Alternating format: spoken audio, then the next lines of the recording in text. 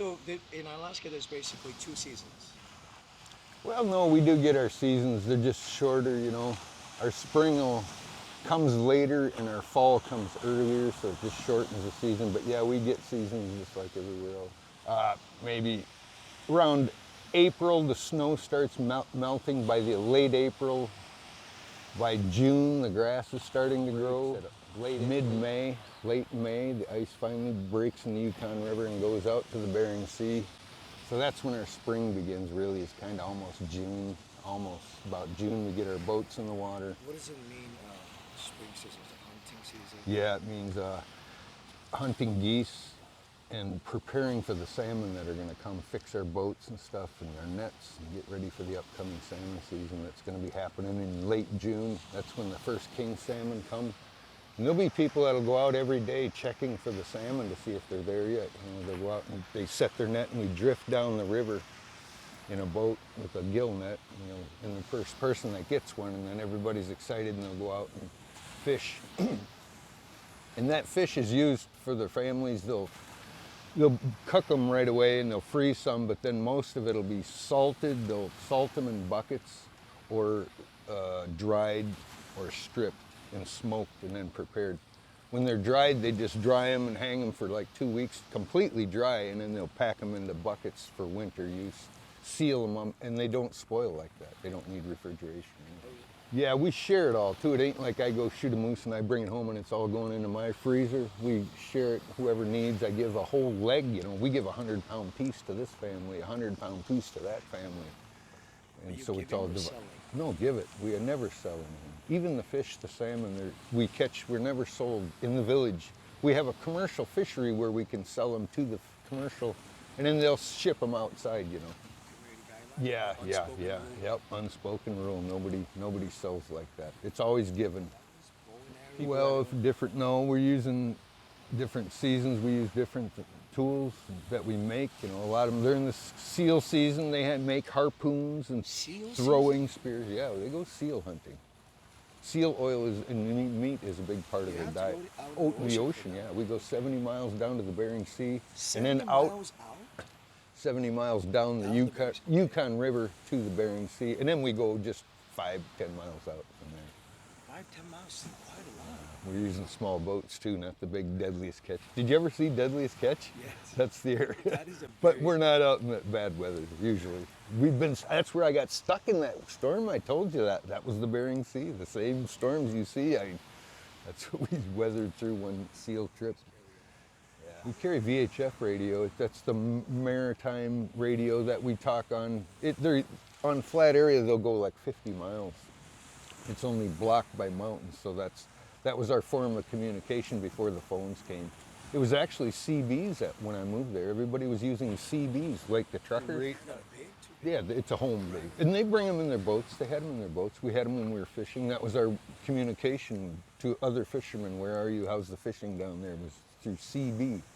And then it went to VHF, and then they're still using VHF for announcements in the village. You can listen to the public announcements on the VHF, like somebody's having a wedding or funeral or something, potlatch, something happening, ball games. Yeah, we carried an AM radio. You could only pick up one or two AM stations. Nome, I could get Nome radio where I was. Very, it was far, so it was kind of not very good connection. Someday it fades in and fades out, but yeah. And then we had a couple of small radio stations in Bethel. In Alaska? I found gold twice there. Really? Yeah, I discovered gold twice. How much did you find? Well, if I would have brought in a bulldozer and excavator, I could have been rich, but it was locked land and I couldn't claim either place, so it's all different. In the spring, starting from the spring, you know, early season, like before the ocean, or before the ice is even out, the birds start returning and there's still snow on the ground. The geese, swans, cranes, ducks, and all the other shorebirds and stuff. It's a big nesting ground where I lived, so it's a big wildlife refuge, a giant swamp actually. So all the waterfowl, and a lot of them come and they nest there because I don't know why they do. A lot of geese, swans and cranes and stuff.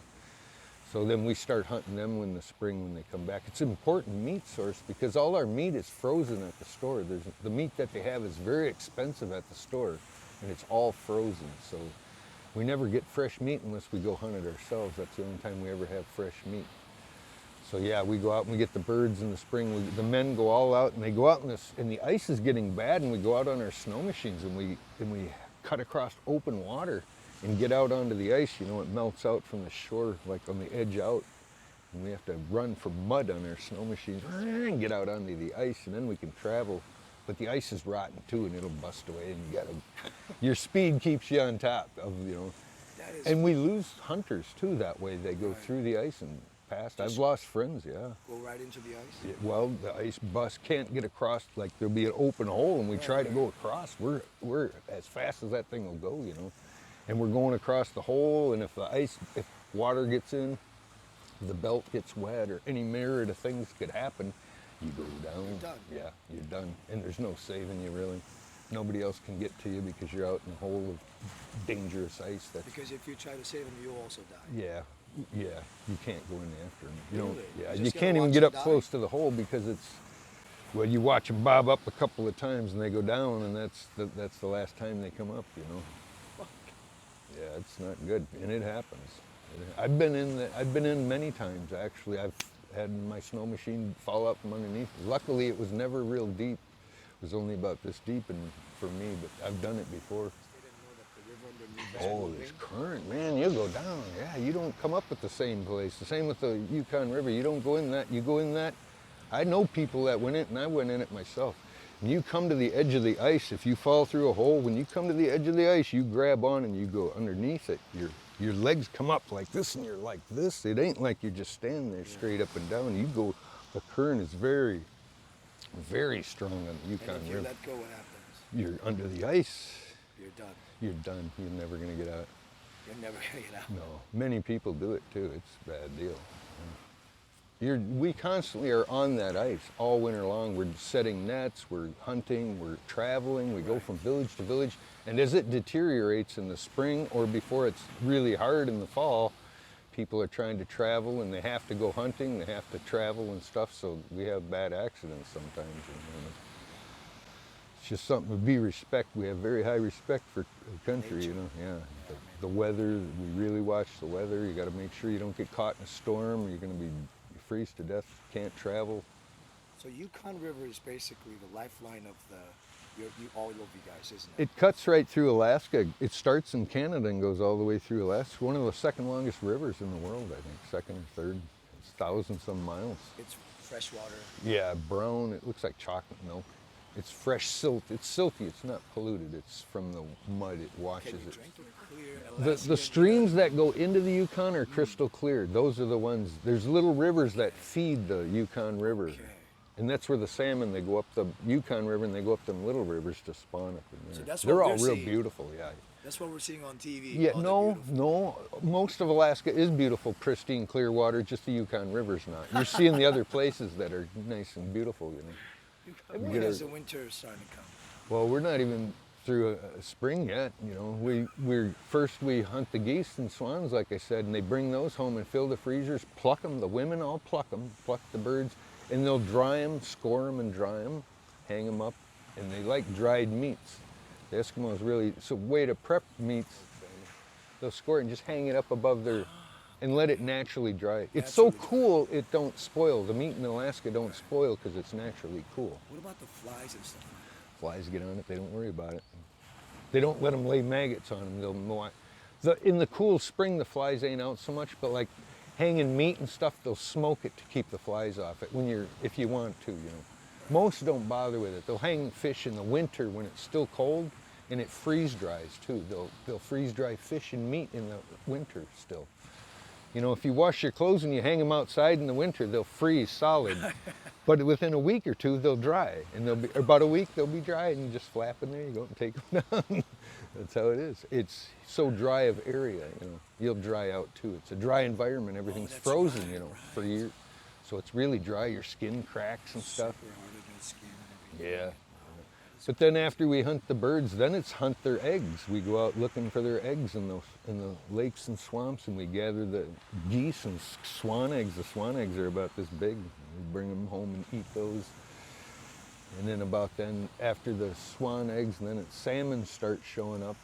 You start putting, that's when everybody goes salmon to their camps. They have a camp along the river they'll go to and they'll put up tents and they'll have smokehouses and they'll cut, their men will fish salmon and the women will cut the fish into dryables so it can dry. And they'll hang it in the smokehouse and the women will smoke the fish and dry it, prepare it, keeping it for the winter use. You know, they'll save that fish for winter. Per household, how much salmon are we A talking? lot. Each house they'll put away 300 or so salmon. 300 Yeah, tons they'll of fish. dry them so it ain't that much. They'll cut the main body out of them, just the fillets will be dried. They'll take 300 to 500 a family. And what is the expectation? Well, it'll last all winter. You know, they'll put them in a bucket. Yeah. We'll have some. Even in the spring, they'll probably have a little if they did properly and knew what they need. They'll put 25 in one bucket. One bucket fits 25 fish. I mean, those salmons are the size of my thighs. Yeah. Well, some are bigger than others. We dry the chum salmon, they're the smaller ones, and then the bigger king salmon, Chinook, Right. those The are red made, ones? yeah. They're super. No, the red comes from them when they hit the fresh water. They're all silver until they hit the fresh water. They can't live in fresh water, so it's killing them. That's why they turn red. We eat them before they turn red, yeah. All the salmon are gonna die. They go up the river, they spawn and die, every one of them. So when the Millions of salmon them. is red, that means they're dying. Yeah, they're spawning and they're gonna die shortly after. Yeah, we eat them when they're silver right after they come in the ocean. Because it's dying. Yeah, the flesh is mushy and it's white. It loses its red color. Our salmon, you see the red color. Yeah, it'll be white by the time it gets like that. The skin will be red, but the meat will be white and real mushy. It's no good. We don't eat them. They get wormy and everything. They're starting to rot. Mold is growing on them. You see spots of mold and it looks cancerous and all that. They're just dying from the fresh water. They're saltwater species of fish. They can't live in the fresh water, except when they're young. When they're young smolt, they hatch and then they go out to the ocean. They hatch them in the freshwater gravel and then they go out to the ocean. Yeah. And then they live out in the ocean for 4 to 5, 6 years, and then they come back. We don't eat them. The bears eat them. Yeah. Animals eat them. They all, but the humans, we have a choice. We'll eat the silver ones.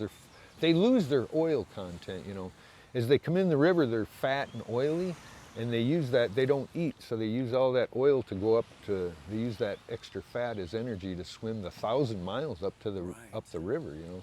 And by the time they get up there, they're depleted, they're skinny, they don't even look like the same fish. They're flat and skinny when they come in, they're like But they're still torpedoes. pretty big. I've seen Oh them. yeah, they're this big. King salmon still get this And they're big. still jumping up the street. Yeah, they're going up, yeah, they're red.